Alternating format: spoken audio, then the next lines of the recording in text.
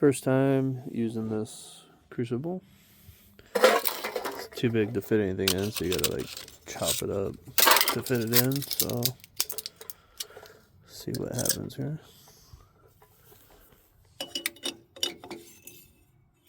Had some condensation built up the first time I fired it up. If you're saving old cans, maybe don't store them inside your house because mold can grow inside of them. It's been like 5 minutes and this is as hot as it's got so far. At that temperature, there's nothing happening, just a little smoke here and there. Finding creative ways to tear the cans apart into pieces can be challenging.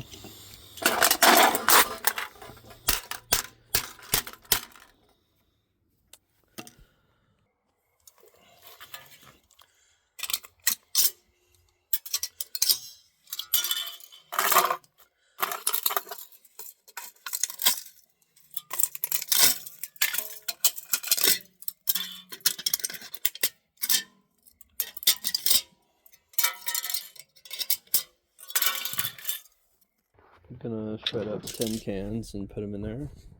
Got some smoke coming out, up to 500 degrees Celsius so far.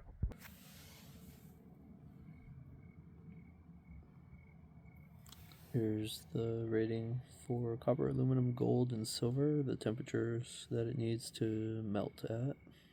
This is what this crucible is rated good for. It can't melt iron, it doesn't get hot enough.